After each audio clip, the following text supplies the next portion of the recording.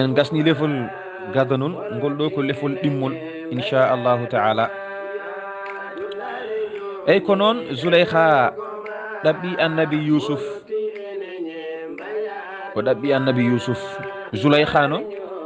inde makko windaka e nder alqur'an al karim to banggue nasu o walla ni mbiya hay goto inde mum windaka e nder alqur'an al karim to banggue debbo so wona Maryama hay debbo goto dañani inde mum ene winde e nder alqur'an al karim so wona sokhna Maryama yummum annabi Isa hay ɗum jabowol waɗi holko waɗi o winda e qur'ana caggal hay goto debbo inde mum windaka e qur'ana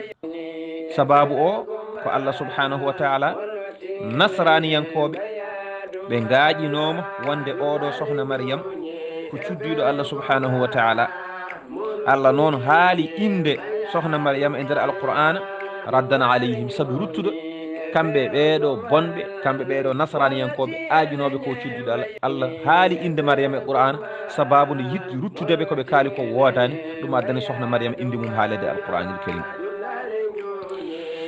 alhamdulillah oɗo debbo ɗaɓɓi annabi Yusuf debbo biyeteɗo Zulaykha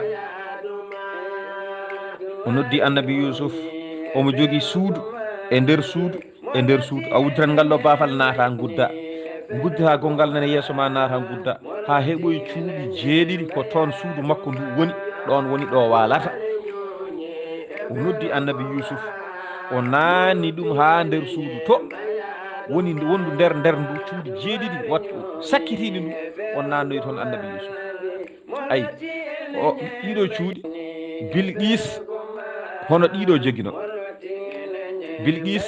joguima hon ɗiɗo cuuɗi en kaali qissa makko en ɓenni eyyi nde annabi Souleymana noddimo wimo maw ara so arani ma addanmo konuji ɗi o hattanta bi junudin la qibala lahum biha te kadi wala nukhrijannahum minha azilla ɗum welani nande on saaha noon o ƴetti 16 makko mo joguino o jappere makko nde o joɗotono laamorgo nde o ƴetti o nannoyi e suudu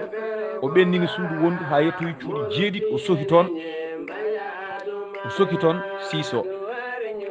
ɗum waɗi annabi Souleymana nde wi ene sohli siiso Asifu bun Barhiya nde duwi ismullahi l azam o rewnimo ko less nder leydi to joni noon nder suudu ha yetti jeeɗiɗi o naatoyi tan koye leydi ismu inde Allah haalande nde sorti siiso nannoyi ɗum nder leydi feeci leydi ndi ene feeca leydi ndi ene ara fota hakkude leydi e leydi ha yetti to ɓe jooɗi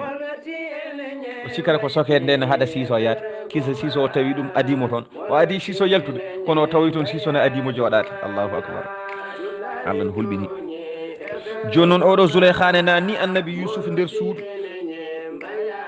o nannimo e suudu wondu ha yettoyi suudu wattudu jeeɗe ɓiiru ndu o soki dammuɗe jeeɗiɗi ɗe pap kanko Zulaykha o sohi kanji foof alhamdulillah ɗum waɗi o sohiɗe kanji foof o wi annabi Yusuf o wi mboɗomi mi heblani mama mboɗomi hiitu laka mi heblani mama ar yan e yam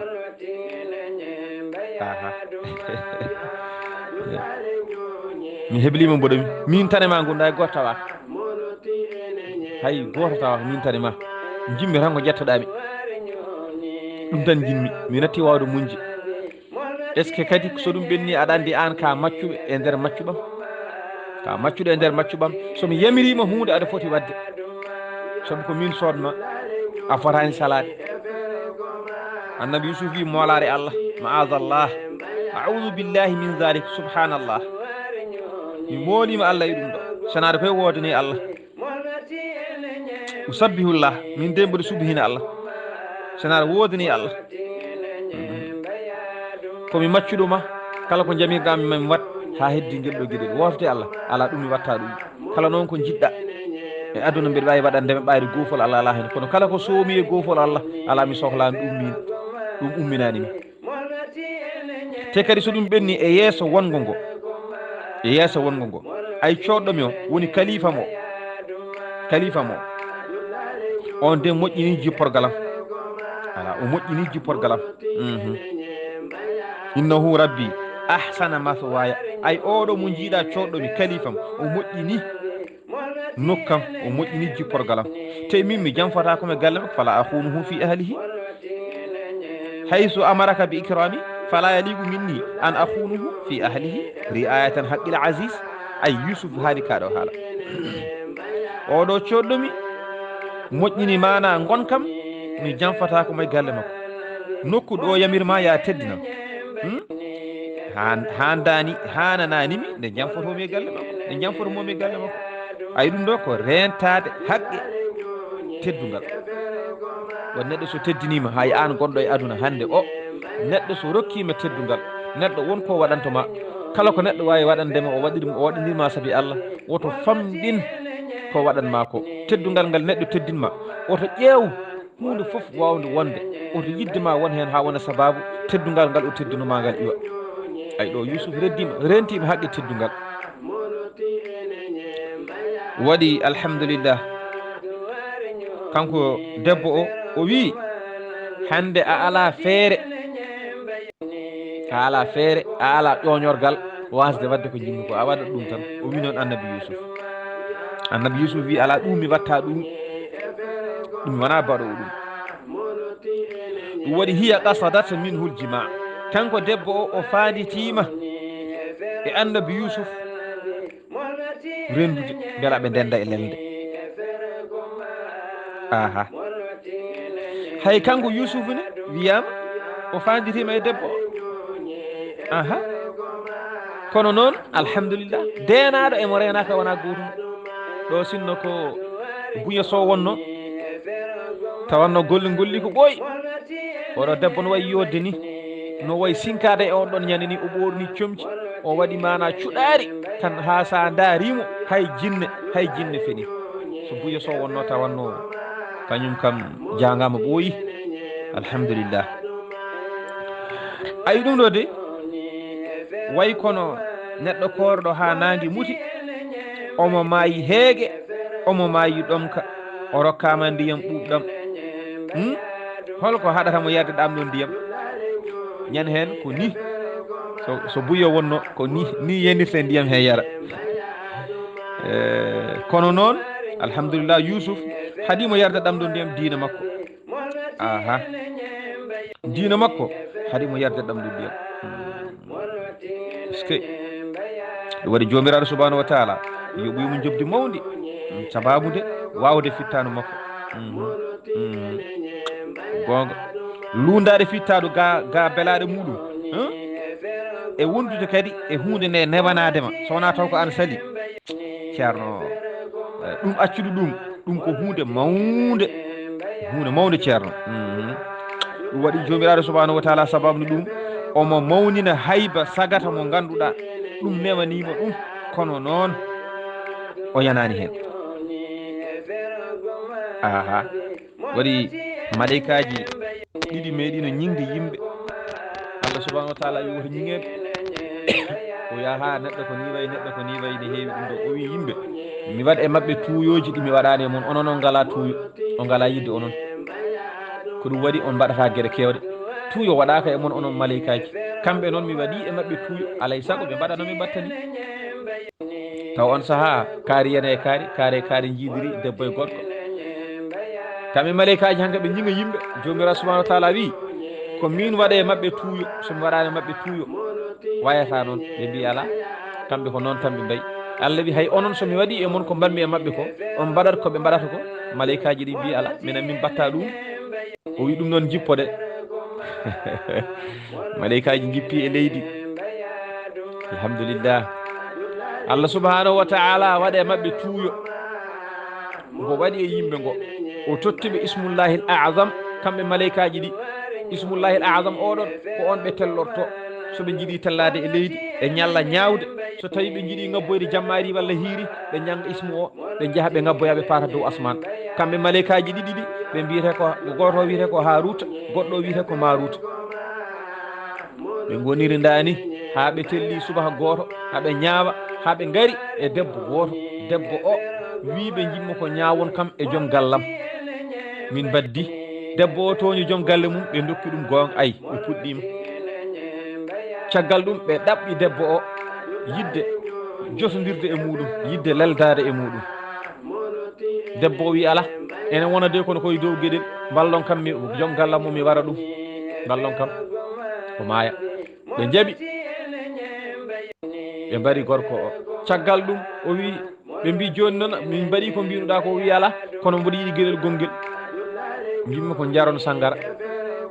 ɓe jaari sangara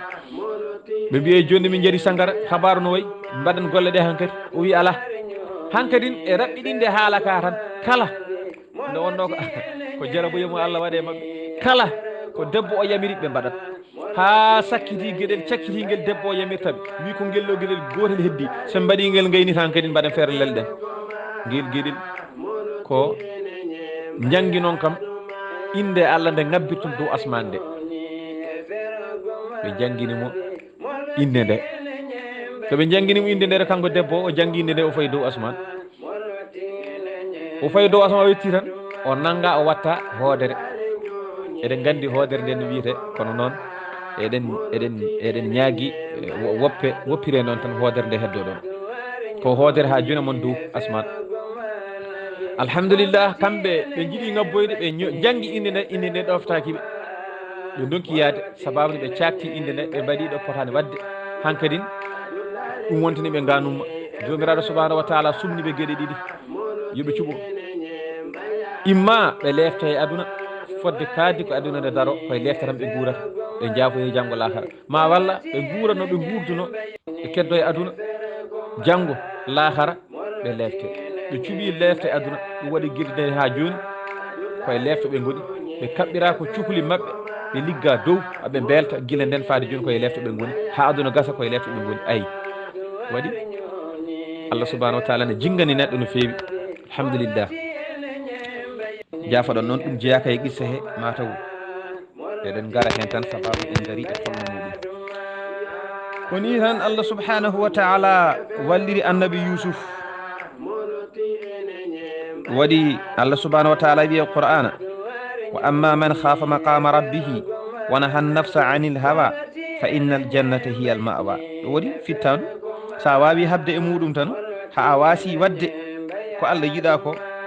faam aljanna ma nene yeeso ma jooɗi Allah subhanahu wa taala wi kala kulɗo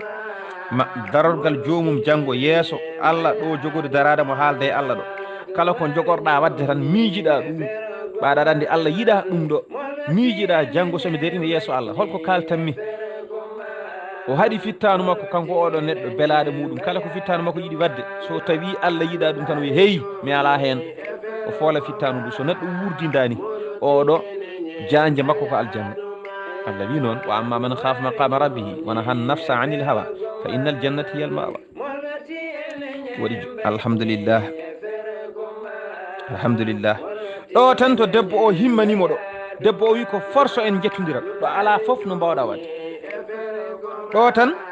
o sali salare mawde kanko annabi Yusuf o wi wat tampina hoore ma ɗum mi wona baɗowo ɗum Ibnu Abbas wi ɗo tan Allah seeki bildi ɗo ɓe gonno ɗo bildi banggue dow ndeysan o yi kanko Yusuf bammakko Yaqub ƴetti jungo muɗum fi e wecco makko kanko annabi Yusuf ɗo tan tuuyo makko ngo fonno tuuyede tuuyo ngo gorko tuuyote e debbo tan yaltiri feɗenu makko kanko annabi Yusuf ɗo o natti yiide ni hay Zuleyha wona tuuyo kay neɗɗo fof ne waɗi tuuyo kono noon ɗo tuuyo makko iwi ha laaɓi to annabi Yaquba woni to yarante balɗe jeetati walla balɗe 13 ayi ko toon annabi Yusuf annabi Yaquba tini Yusuf dey to woni ɗo won debbo jiɗɗo yande e makko ko woni ko Allah hokkata ɗo tan o werli jungo makko to werli jungo makko ɗo o fii to Yusuf woni to Misra kanko omona Kana'ana fii e wecco muɗum o fi e weccu muɗum hello ɗo tan ko yiɗanno debbo ko saami iwi annabi yusuf saami leydi renede no wooti Allah subhanahu wa taala wallahi ko bawɗo ko noon de ɗum waɗi ko ni wiyama kadi gueɗel gonguel ɗo ko maleyka o feeñanimo wimo ay Yusuf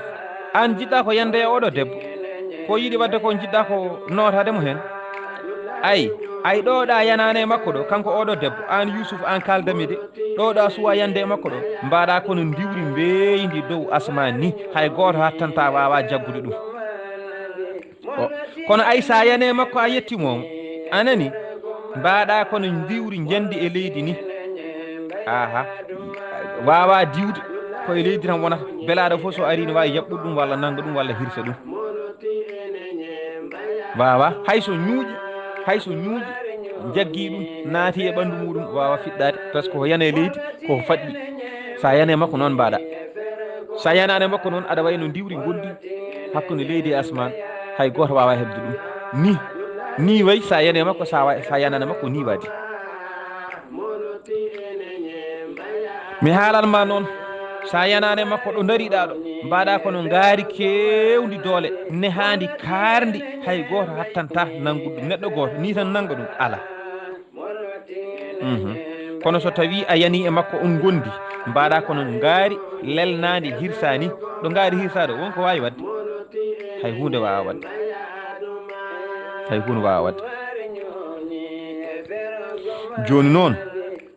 wattu hakkille hoorema koy maleyka o wimo dani ɗo Allah wahayi maleyka o wi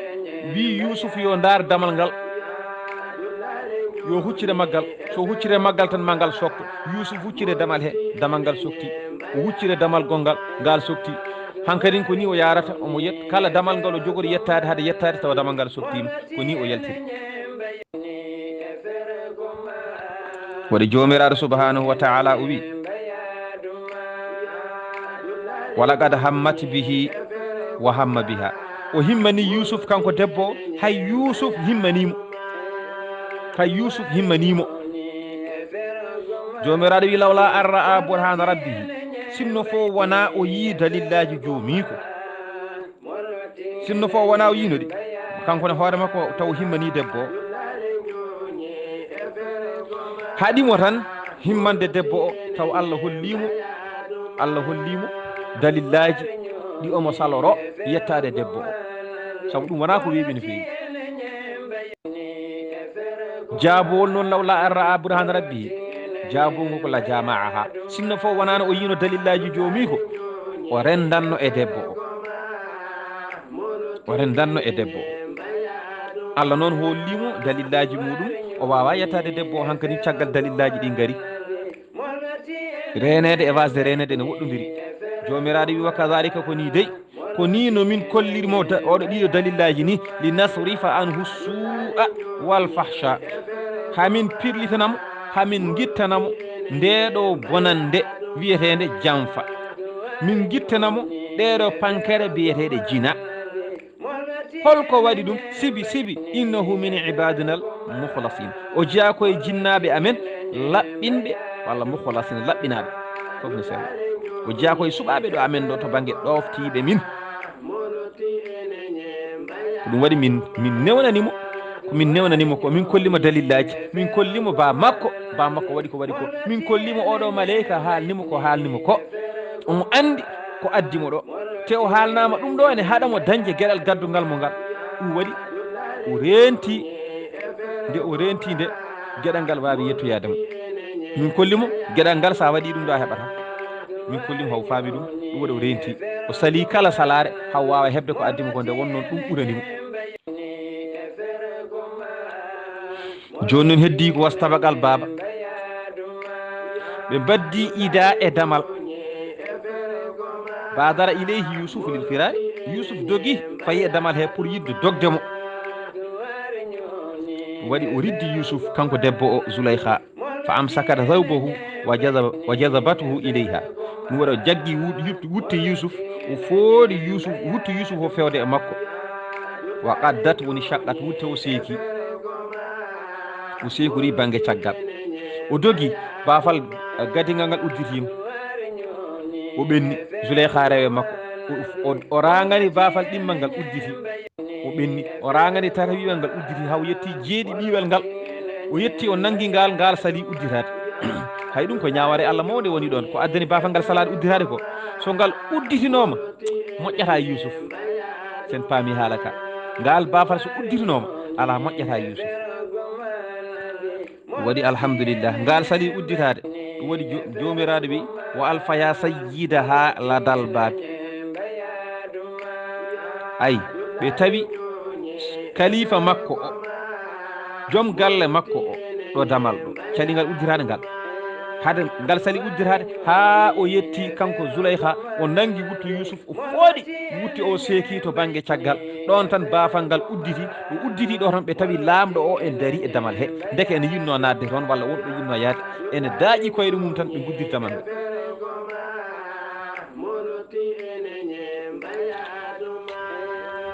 haala mo kon ɗo wa alfaya sayyid haladal ba waɗi ɗon e ɗon tan Zuleyha yiɗi laɓɓinde hoore muɗum fa nazzahat nafsaha summa qalat ay o laɓɓini hoore makko o wi ma jazau man arada bi ahlika su'an illa an yusjana aw adabun alim iya namdima namdal gotal fata ha jaabeɗa ma jazau man arada bi ahlika su hol jobdi on ɗaɓɓirɗo galle ma jina garɗo hay joom suudu ma yiɗi wondude muɗum on hon jobdi mum yo deƴƴo ha lamɗo jaabum kono ala o jokki haala kanko Zuleyha o wi illa an yusjana aw adabun alimu so wona o soke walla o lefte musɗe ɗum ɗo fof ko Zuleyha haali ɗum kanko haali ma qalat ma jazau man arada bi ahlika su'an o fonno ko deƴƴude o namdima lamɗo on ɗaɓɓirɗo galle ma jinaka e hol jobdi muɗum o deƴƴe wona kono o continue haala kanko Zuleyha o wi illa an yusjana aw adabun alimu so wona dumbe soke walla lefte musde holɗen lefte o fiye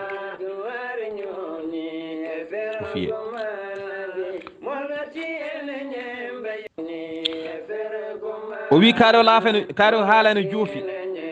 wonde Zuleyha saabu sattude gilli makko e annabi Yusuf woɗi o fuɗɗori haalde kaso saabu huldemo woto annabi Yusuf warede ɗum addinimo haalde kaso o saabu yidde makko e Yusuf ɗum gasata e aduna abadan joni noon o adi haalde kaso o omo andi so haali lamɗo yiiɗa wadde goɗɗum ɗum waɗi o wi yo Yusuf soke walla fiye ay o adori haalde ko kaso o haalani yo ware kadi o adoraki lefte ɗe o sakkitiɗe o wi illa an yusjana ay aw azabun alim ay o sakkitini lefte ɗe saabu settude gilli makko ko gilli ɗi tan mbaɗi ɗum wona goɗɗum saabu li annal muhibbe la yasa fi ilamil mahbub eɗen gandi ɗum jiɗɗo neɗɗo o yahata e neɗɗo kene muusa e muɗum mataw hanke ɗin o ala feere tan hay illa an yusjana nde o wi noon de haala kaɗon no joofo wonde kanko o muuyi ko newnande hoyfinande Yusuf nder kasotu ala illa an yusjana enen fof eɗen gandi kala jagguɗo ne faami illa an yusjana ay sowona ɗum ko sokede balɗe tan yaltine ko ɗum woni kaɗo haala falaw arada tatwide wa ta'dibi bisijni la qalat illa ja'alatahu min almasjunin sinno o yinno ko Yusuf ɓooyato kaso musɗo o wiyanno illa ja'alatahu min almasjunin ko noon o wiyanno no Fir'auna wino annabi Musa ni la aj'alannaka min almasjunin ko noon o wino annabi Musa wona wadde kanko no sinno mo yinno ko muusi annabi Yusuf o wiyanno illa ja'alatahu min almasjunin kono o wi illa an yusjana ay so wona o soke balɗe tan o yaltine aw azabun alimun walla o fiye seeɗa ay ko yidde makko ha joni heddi e Yusuf ko ɗum waɗi o wawata woɗɗoyde e kaɗo haala waɗi qaala Yusuf mutabarri an Yusuf kañumne ne haala yiɗi dandade kañumne yiɗi haalde Yusuf wi hiya rawadatni an nafsi ay oɗo ko kanko ɗaɓɓimi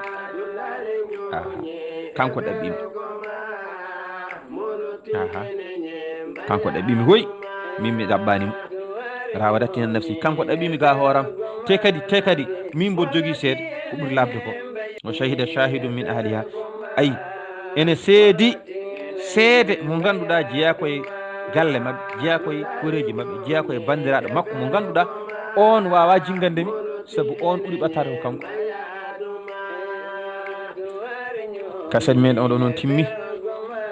eɗen jiiɗi hannude ɗo henne so hawri e welede Allah ha Allah hokken hawrede kadi